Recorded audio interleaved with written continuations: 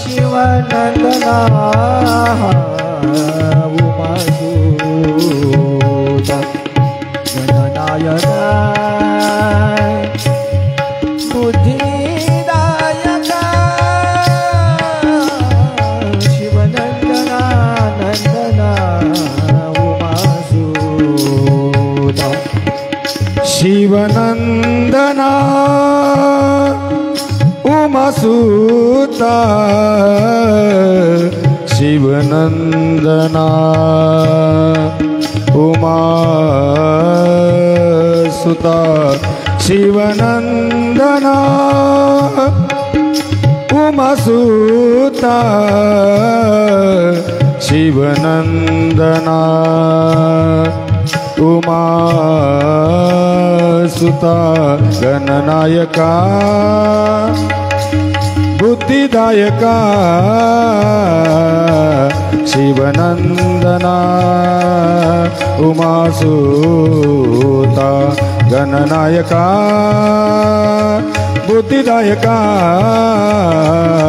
शिवनंदना उमासुता गणनायका गणनायका बुद्धिदायका बुद्धिदायका शिवनंदना शिवनंदना उमासुता गणनायका गणनायका बुद्धिदायका बुद्धिदायका शिवनंदना नंदना उमासुता उमासुता उमासुता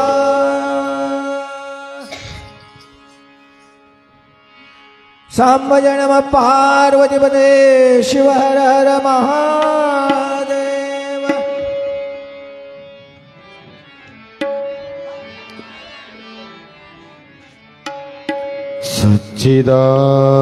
सच्चिदानंद रूपाय जगद्व्यक्ति तिहेतवे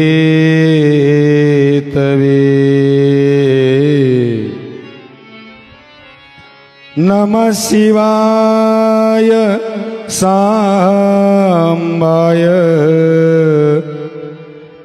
नमो लोक हितार्थिने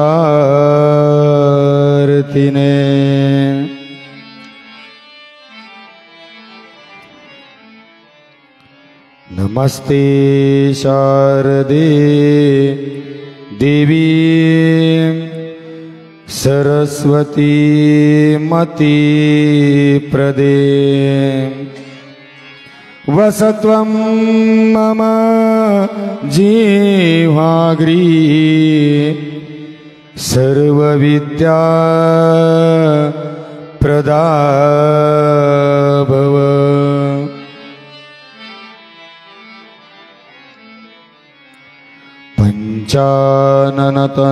पंचाननतनुभूतानां पंचाक्षरम् अनुपमानं पंचसूत्रक्रतो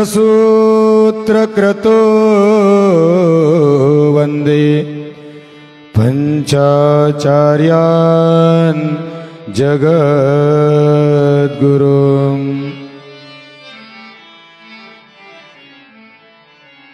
अन्नपूर्णे सदा पूर्णे शंकर प्राणवल्लभे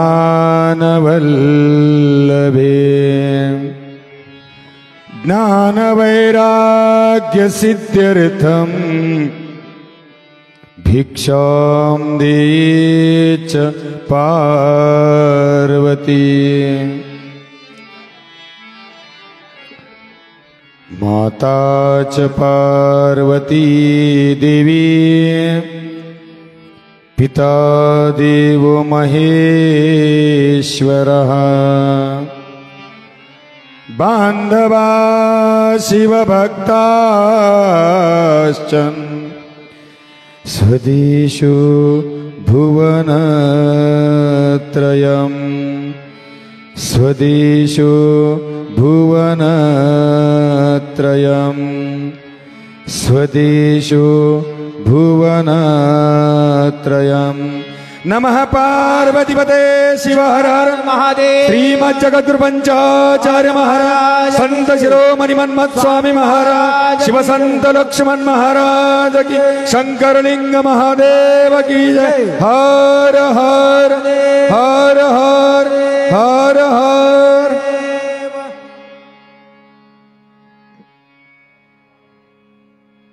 शिवलिंगोद्भव रेणुकाचार्यापासून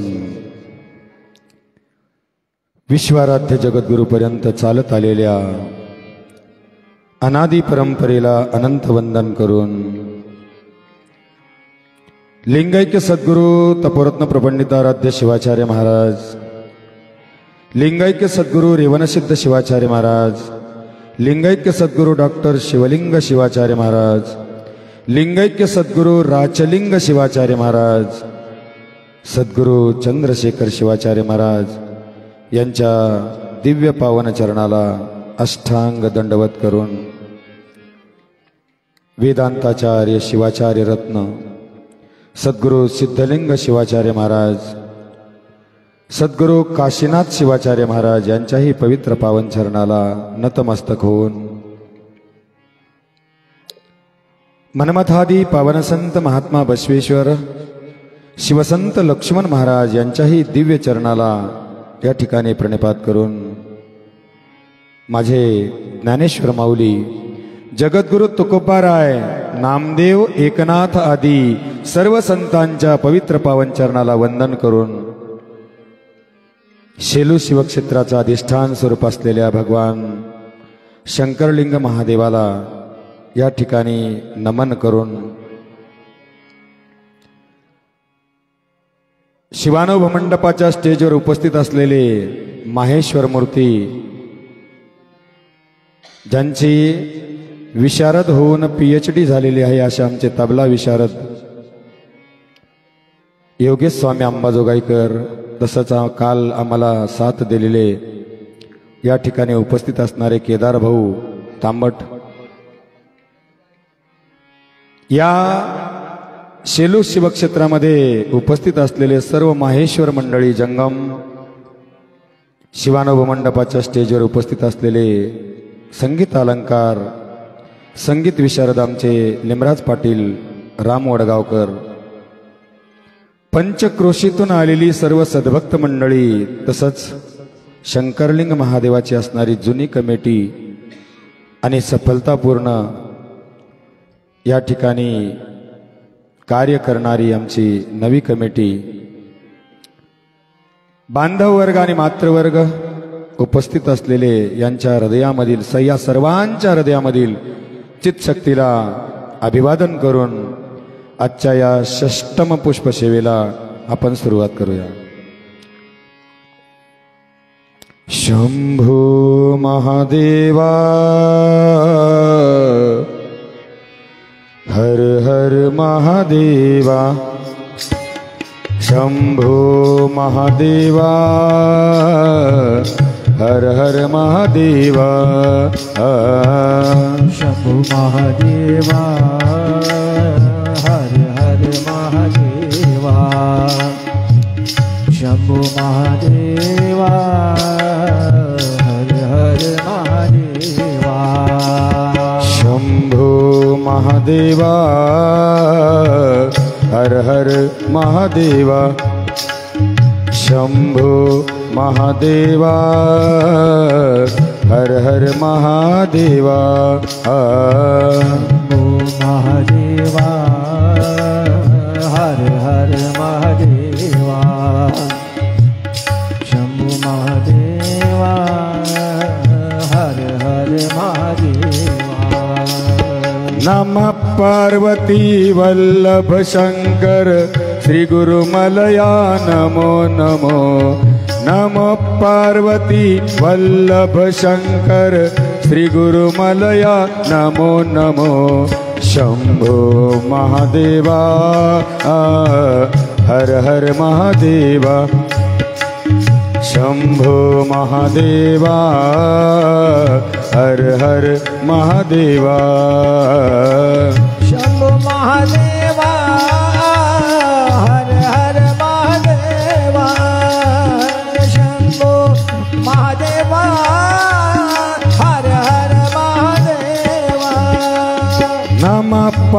पार्वती वल्लभ शंकर श्री गुरुमलया नमो नमो पार्वती वल्लभ शंकर श्री गुरुमलया नमो नमो नमः पार्वती वल्लभ शंकर श्री गुरुमलया नमो नमो नमः पार्वती वल्लभ शंकर श्री गुरुमलया नमो नमो शंभो महादेवा हर हर महादेवा शंभो महादेवा हर हर महादेवा शंभो महादेवा हर हर महादेवा शंभो महादेवा हर हर महादेवा हर हर महादेवा हर हर महादेवा कालच्या सत्रामध्ये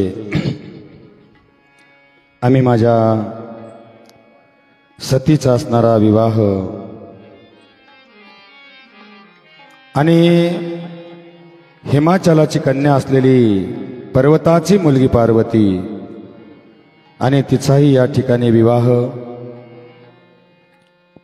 आमच्या सर्व सद्भक्त मंडळींनी, व्यवस्थापक मंडळींनी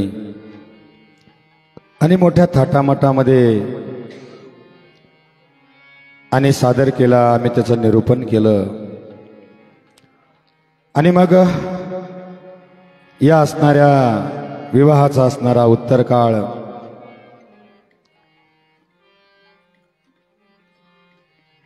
त्या दिवशी असणारं अक्षतारोपण झालं आणि अक्षतारोपण झाल्याच्या नंतर आमच्या मेनकेनं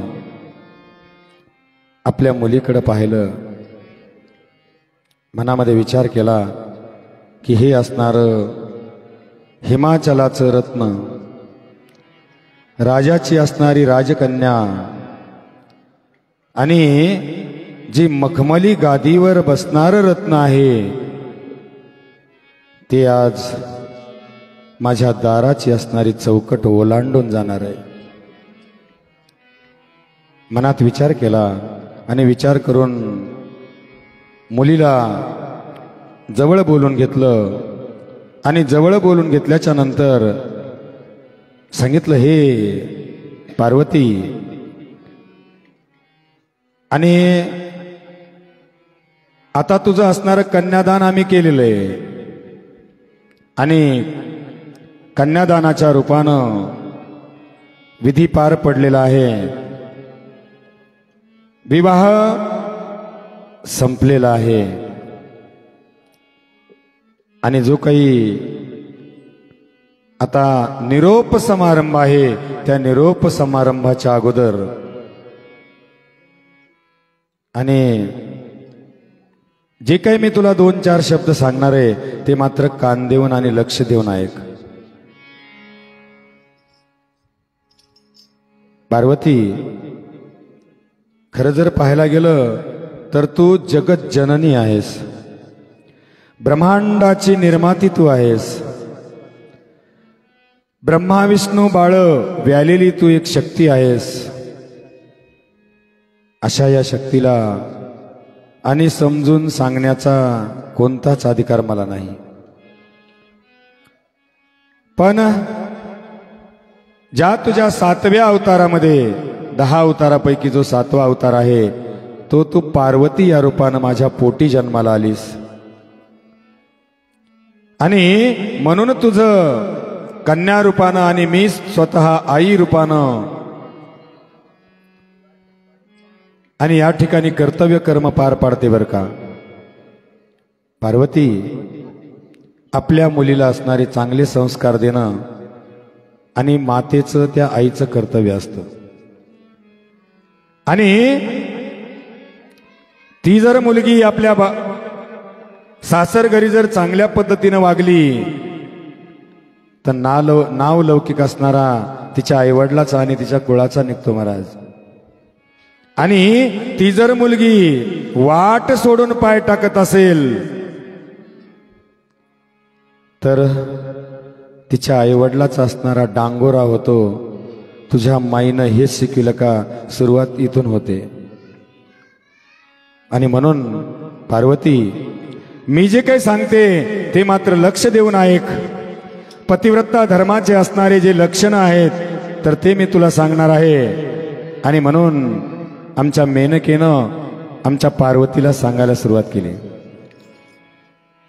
सांगितलं, पार्वती, जगामध्ये ज्या पतिव्रता स्त्रिया आहेत त्याच धन्य आहेत बरं का. ज्या पतिव्रता स्त्रिया आहेत त्याच धन्य आहेत. जी पतीला आपल्या देव मानून त्याची निरंतर सेवा करते तिला पतिव्रता म्हणावं. तिला पतिव्रता म्हणावं. सज्जन हो, थोडंसं बाजूला जातो मी 1-2 मिनिटासाठी. आता पतिव्रता म्हणावं कोणाला हा प्रश्न आहे. आमच्या विष्णू महाराज कोल्हापूरकर, कवळेकर वेगळे, आणि त्यांचा एक ग्रंथ माझ्या हाती लागला होता, ओम अज्ञेय दुग्धामृत म्हणून. आणि त्यामध्ये गुरु शिष्याचा संवाद होता.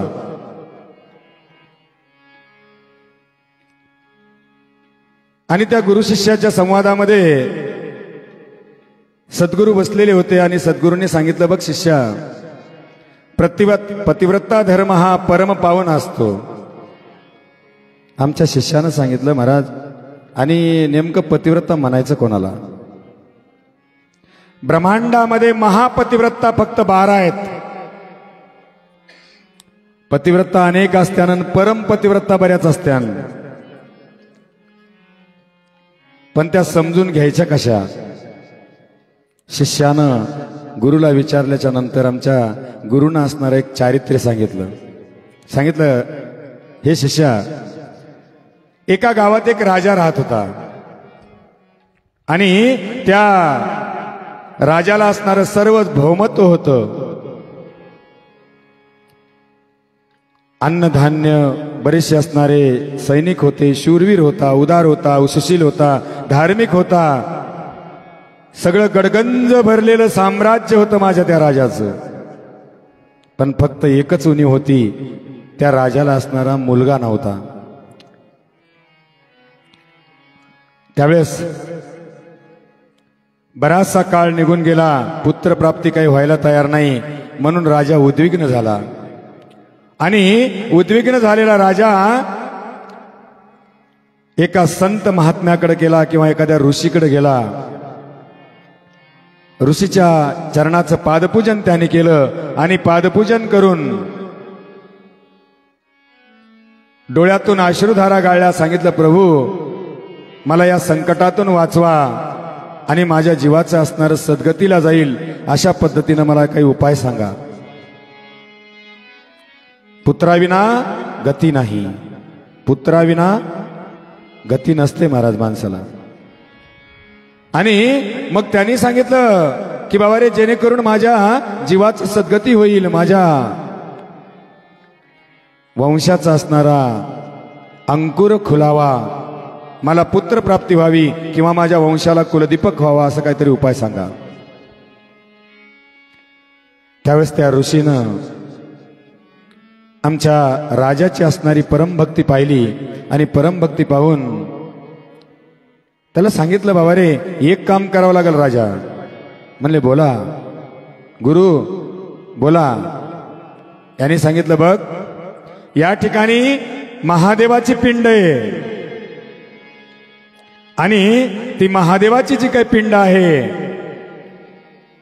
तर ही तुझ्या नगरीमध्ये तू न्यायची आणि नगरीमध्ये नेऊन पतिव्रतेच्या हातानं हे शिवलिंग बसवायचं. प्राण प्रतिष्ठा करून पतिव्रतेच्या हातानं त्याला बसवायचं, तुला पुत्रप्राप्ती होऊन जाईल. आमच्या राजानं सांगितलं, ठीक आहे, काय हरकत नाही महाराज, खूप चांगली गोष्ट आहे. एक शिवलिंगाची स्थापना, एक जर प्राण प्रतिष्ठा केली लिंगाची तर वंश प्राप्ती होते. ठीक आहे, काय हरकत नाही. साष्टांग नमस्कार केला त्या ऋषींना आणि आमचा राजा त्यांच्या सोबत गेला. सांगितलं, चल मी तुला देतो तुझ्या हातामध्ये. शिवलिंग पिंड एक घेतली, उचलली आणि त्याच्या हातात दिली. सांगितलं, जा तुझ्या नगरीमध्ये पतिव्रतेच्या हातानं बसव. त्यावेळेला आमचा राजा गावामध्ये गेला आणि गावामध्ये गेल्याच्या नंतर माहेश्वर मूर्ती जंगमांना किंवा ब्राह्मणांना विद्वान असलेल्या आणि बोलून घेतलं आणि सांगितलं, स्वामीजी आपल्याला हे शिवलिंग पिंड बसवायची, प्राणप्रतिष्ठा करायची आणि ते पतिव्रतेच्या हातून करायची. आणि ठीक आहे म्हणले, काय हरकत नाही.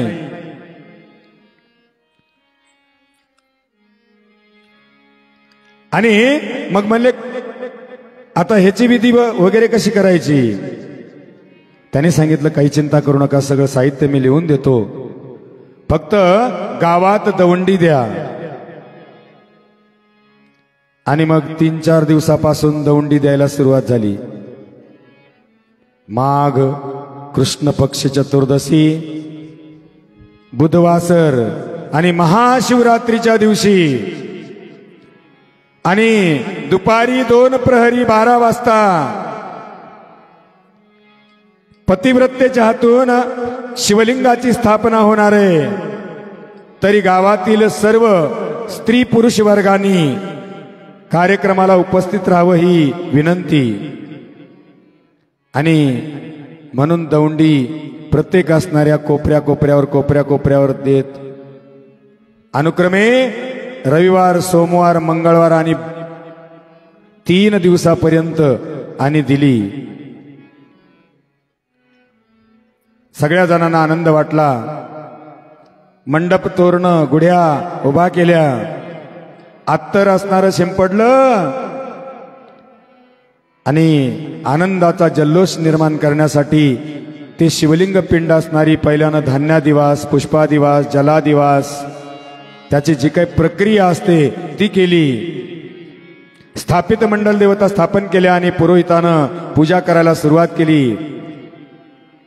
इकडं त्या सभामध्ये सर्व असणारे स्त्री पुरुष आलेले होते. नवरा बायको, नवरा बायको, नवरा बायको आणि जोडी जोडीनं बसले.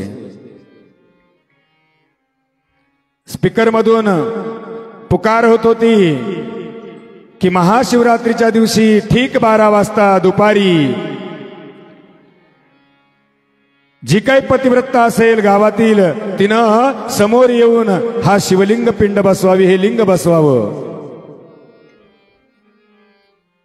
आणि होम हवन शांती कर्म पूर्ण झालं, त्याच्यामध्ये प्राण आणला आणि शिवलिंग पिंड बसवायची.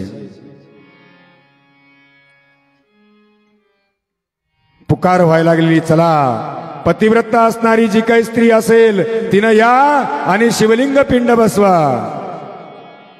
डेक्स मांडलेले होते आणि त्या असणाऱ्या डेक्सवर, खुर्च्यावर पती पत्नी, पती पत्नी, पती पत्नी, गावातले पूर्ण लोक येऊन बसलेले होते.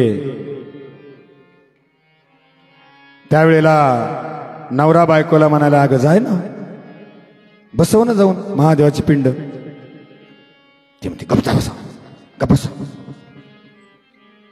मीच का एकटी इथं, जाईन कोणीतरी. पुरोहितानं आवाज द्यायला सुरुवात केली, पतिव्रता जी असेल तिनं शिवाची पिंड बसवा येऊन, चला बसवा पिंड. दुपारी 2 प्रहरी 12 वाजता पुकार करत करत करत करत दुपारी 4 वाजले महाराज. एकही असणारी स्त्री उठली नाही, एकही स्त्री असणारी उठली नाही.